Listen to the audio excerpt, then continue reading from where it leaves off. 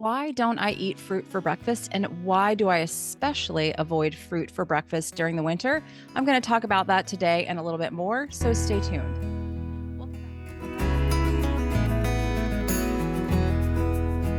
Welcome back to the Sarah Kleiner Wellness YouTube channel.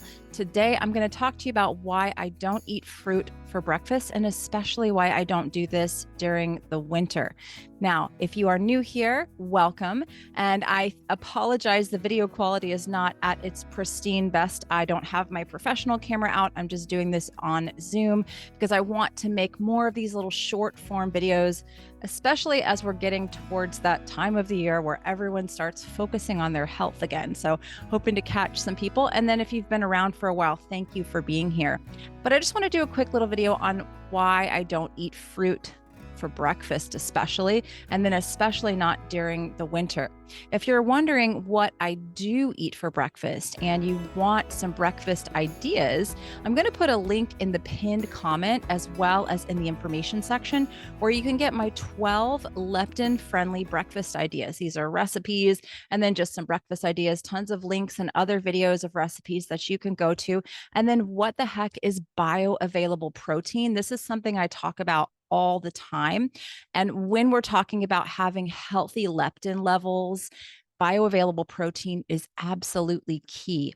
So if you want that list, it's going to be in the pinned comment underneath this video, as well as in the information section. Just click that link and you'll get that full, beautiful PDF list that I have just created for you.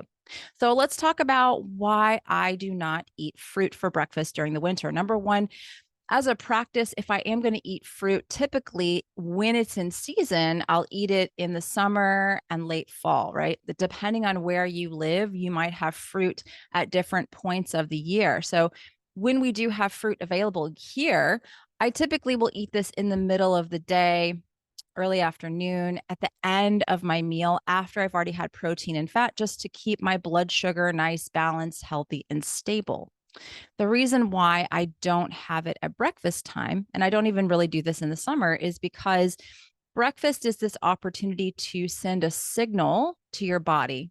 I talk a lot about leptin resistance, and creating a strong leptin signal so that there is a healthy hormone balance in the body. Thyroid works properly, hormones work properly. All of these things start with that leptin signaling.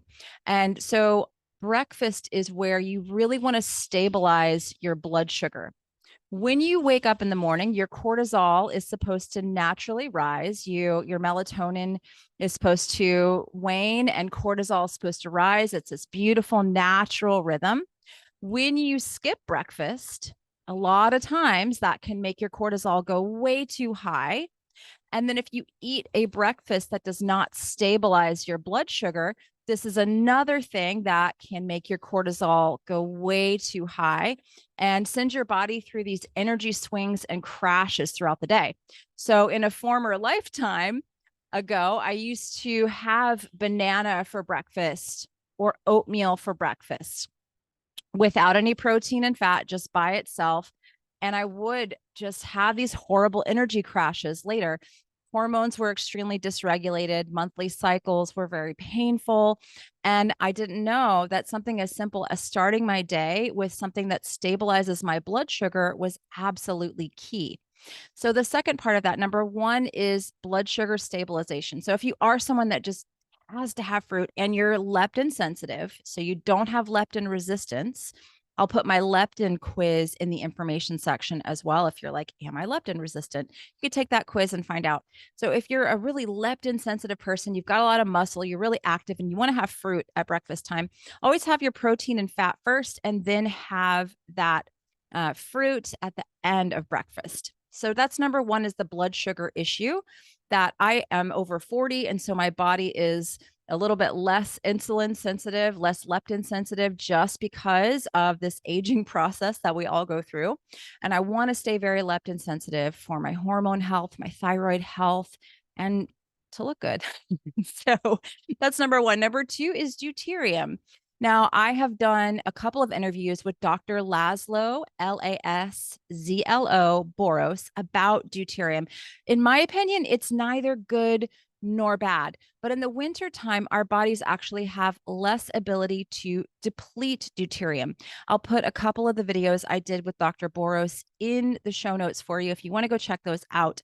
But fruit in particular, most fruits are very, very high in deuterium. And again, in the wintertime, when there is less UV light available, especially UVB, our bodies are less able to deplete deuterium.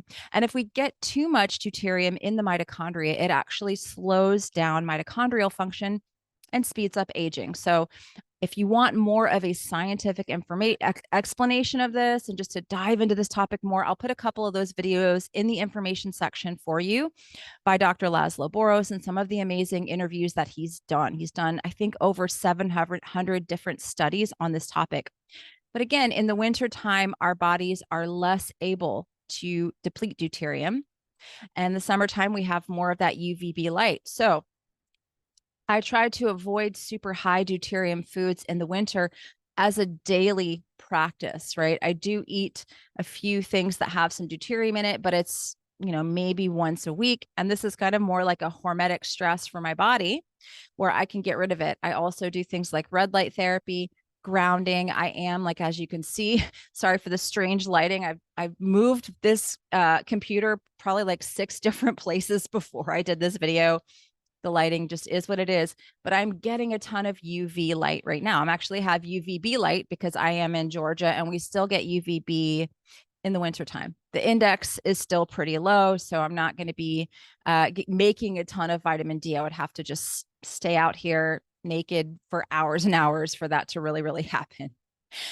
So long story short, the 2 reasons I don't eat a lot of fruit in the winter, and especially at breakfast, number 1, I want my blood sugar to be nice and stable throughout the day. So that's why I start my day with that leptin-friendly breakfast. If you want the list of those 12 leptin-friendly breakfast ideas, just look at the pinned comment here on YouTube and in the show notes.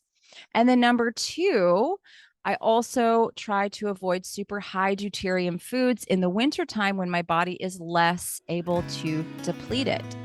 So those are my reasons. I hope this was helpful. I'm going to try to do more short form videos like this in the future. So if you enjoy them, make sure you leave me a comment below. Let me know that you did enjoy it, and I will make more of these. I hope you're having a fantastic day, and I'll talk with you again soon.